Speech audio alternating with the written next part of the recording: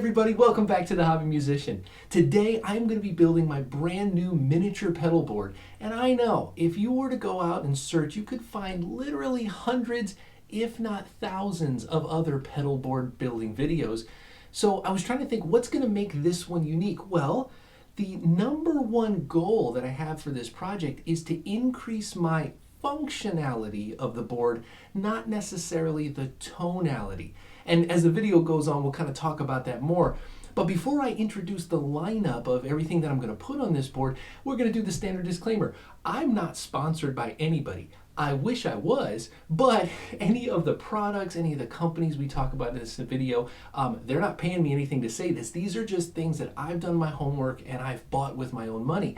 But if you see something that might stick out to you as a thing you could add into your own pedal boards, I did go ahead and put together a list of Amazon affiliate links, and I've put that a couple different places down below the video, so you can actually click right in and see the exact products that I'm talking about. All right, well, what is going to be the center focal point of this board? Well, it's going to end up centering around my HX Stomp. Now, if you're a regular viewer, you might already know that we have a long history of really successfully using modeling products like, the Line 6 company and the Helix products within that, because all of the tones that I'm going to need, especially for my bass playing, I can put together patches and, signal chains in the HX Stomp, and it is phenomenal. Very easy to use all in one. But I said earlier, my goal is to increase the functionality. Well, picture this. When I'm at a rehearsal, we can play a song and we're getting ready to play the next song. I can just reach down and I can turn the dials to change my presets. I've got different tones picked out for the different pieces that we're going to play. But on a gig situation, I don't want to be bending down on stage every time we change a song. So I want to have an easier way of swapping through the presets.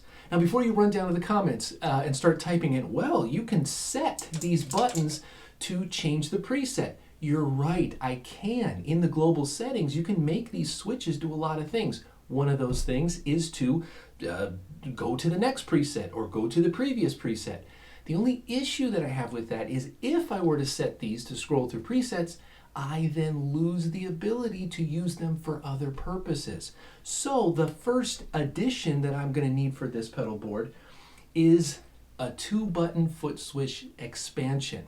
Now, this is going to allow me, and if I use the correct cable, a TRS cable, tip ring sleeve, you can connect up this little 2-button pedal to the port on the back of the HX Stomp. And what that does, now in the global settings, you can tell it to recognize a 4th and a 5th foot switch, and these are going to be the ones that I will set to be my scroll up and scroll down presets, so that in the heat of the moment during a gig, I don't have to waste time. And right there, I've added some functionality to this. Okay, well, as we're going and as I thought about this build, I thought, well, I'm already kind of expanding the functions. The next thing that I'm going to talk about is I want to add a good old-fashioned tuner pedal. So this is my trusty Boss. This is TU2. This is kind of starting to get vintage at this point, but I've had this pedal forever, and this is going to go on the board as well. Now again, I'm going to stop you from going in the comments. You're just running down there and say, but wait a minute, the HX Stomp has a tuner built in. Yes, it does. And at rehearsals, I have that tuner set to the 3rd switch. So in any patch that I go to, I have a built-in tuner that I can make sure everything is good to go. But in kind of thinking about the gig mentality, I said it over and over again, I want to find ways of increasing my flexibility. There are a couple of numbers that we're starting to put into our set list that I kind of need a few more, effect choices. And so there's getting to be the point where I could kind of rather use that 3rd switch to control, more effects, or to set up entire snapshots within my presets. So by moving the tuning capabilities outside of the HX Stomp, once again, I'm able to expand the functionality I have with this unit. And as I said, I'm already planning to attach these things to a board. So I just said, you know what? I'll have a little bit of extra space and we'll put that tuner on there. All right, now kind of staying with the gig mentality, kind of the performance aspect of this, our band really prefers to play high energy stuff. We love to play funky, rocky, just, get up and move kind of music. And that's gonna also incorporate what we do on stage. We wanna be a band that moves around, and that means wireless. That means I wanna have my instruments plugged in so I can run around the stage as well. That brings us to our next unit, and that is gonna be my wireless relay, the transmitter and the receiver unit, and that's going to also go onto the board. And you can see here, this is the Line 6 relay. It's the G10S. And it's designed, you can see by the footprint of it, it's designed to kind of fit in with other pedals on a board. But this way, I will be able to take this is the transmitter, and this comes out, plug it into your instrument. The transmitter then sends the signal to this receiver unit, and then the receiver is what will live on the pedal board. It's going to be the one that's feeding it into the other pedals as we go. So again, more functions, more flexibility when I get to the gig. Now, if you look up here, you can kind of see all of the sizes of these, and I stack them up this way on purpose. You can see if I go and buy a physical pedal board to attach this to, it's always going to be rectangle. And you notice right here, I've got one more empty space. So I thought, why not one more piece of flexibility to this board?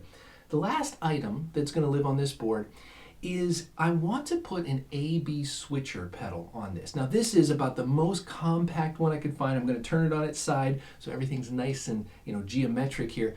But the reason I want the A/B switcher is, sure, I'm building this pedal board to really maximize what I can do at a gig, but it's also going to be the pedal board I take to rehearsals every week. So sometimes when I'm rehearsing, I'm not going to need or want to be wireless.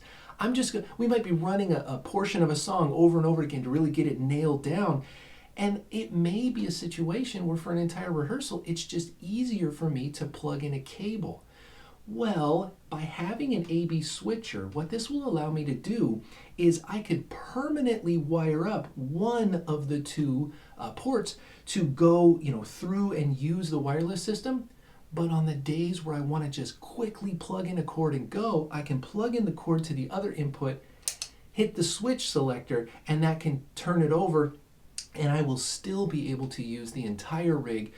And then that just allows me, back and forth, back and forth. Not to mention, if I get to the gig, I could have a second backup instrument in case I break a string or something goes wrong on my primary. I could have that plugged in with a cord during the gig. I could be using the wireless, something goes wrong, stomp on this switch, and now it switches over to a backup instrument. So at the end of the day, this is basically what our pedal board is going to include. As you can see, really, increasing the functionality. Now I want to switch gears and I want to talk about power for a second. If you've done any pedal board building yourselves, this is something you have to consider. You really need to figure out how are you going to provide the power to all of your pedals. Now, for all of my physics friends out there, I just want to make this note. I understand. We're going to start talking about amperage, milliamps, that kind of thing. And I know amperage is a unit of current. It's not a unit of power. But for all of us musicians, when we say power, we're really just talking about what's the amount of electricity you need to put into something to power it on.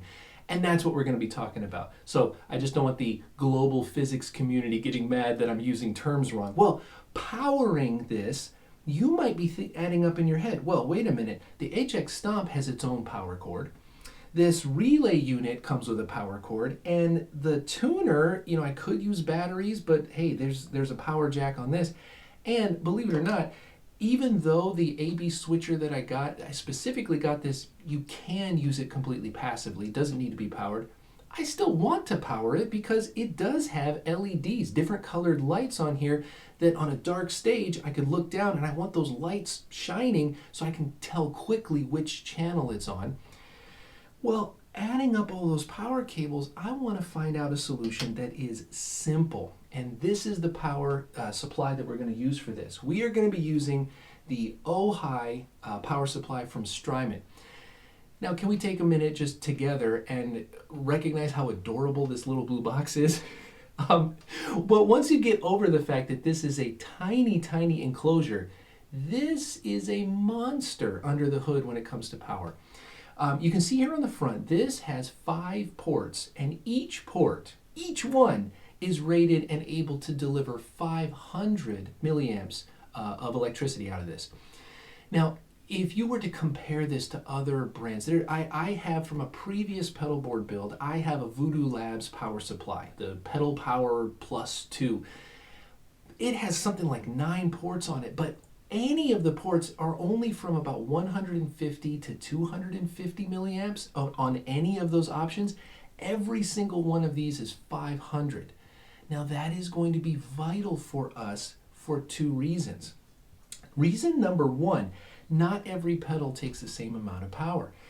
Something like this tuner pedal, if you were to hook it up and actually measure the current draw when this is running, this is only going to take about 35 or 45 milliamps. And even less than that, the switcher that I'm talking about, there's actually no function in here that needs power except 2 little LED lights. This is going to take almost no power. But units like this wireless system and the HX Stomp take a lot more. When you were to measure how much amperage this wireless unit is using, whether it's transmitting, it's going to be in the mid 300 milliamps, and when it's recharging the battery in this, you can kind of push this in and it'll recharge it, then it's going to be running at like 480 or 490. As I said before, this power supply can handle that on a single port. My Voodoo Labs power supply can't do that. So that's one benefit. The second thing that this is going to allow me to do is actually going to allow me to power the HX Stomp without using the included power cable that came with it. Now, let me just mention what's going on here. When this unit is running, it draws around 890 milliamps of power, about 900. And you could be thinking to yourself, wait a minute, each one of these ports is 500. How are you going to supply that? Well, this is the secret. This is the key to it. We are going to use a current doubler. And this little adapter is very cleverly designed. On one end, it has 2 ports that are 2.1 millimeters, and the 2.1 millimeters fit into 2 jacks on this power supply. Those are then wired together. So we are going to feed the power coming out of one port and the second port into the same channel out. Now those ports, I said, were 2.1 millimeters. The power port on the back of the HX Stomp is specifically designed to be 2.5 millimeters, not the same. But the cleverness about this adapter is on the blue end, this is a 2.5 millimeter cable, and it is center negative, which is the exact kind of polarity that you need for this.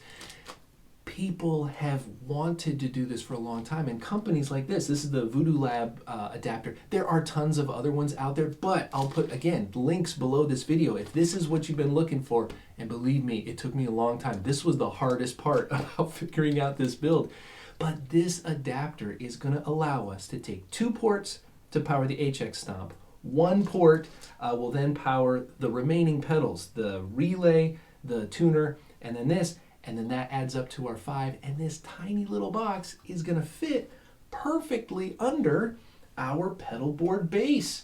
And the pedal board base we're using is this is a rock board by Warwick. It's the same company with the instruments as well. But this is their Duo 2.1. The Duo, I believe, is for the 2 rails going down the middle, and 2.1 is their system of just making things longer or shorter. It wasn't a 2.0 or a 2.2. This is now going to be kind of the size and dimensions we need to get everything attached and everything packed into there. So with that out of the way, what I'm going to do now, I'll get the camera switched up, we'll do a time lapse, I'll put all this stuff together, and then we'll come back and kind of demonstrate, hey, everything is in, everything is working, and then we'll get this video closed out. So, all right, I'll be back in a sec.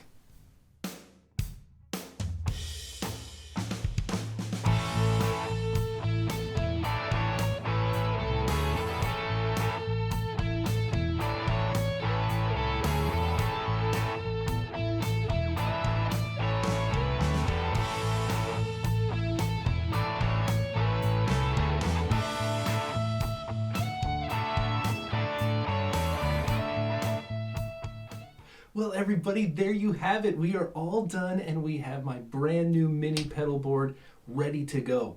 Well, as you saw in that time lapse, it's just a matter of kind of lining things up. And you saw that I sort of generically kind of hooked in the signal path before I kind of, stuck the pedals on with dual lock. And I know a lot of people use Velcro. I love dual lock from 3M.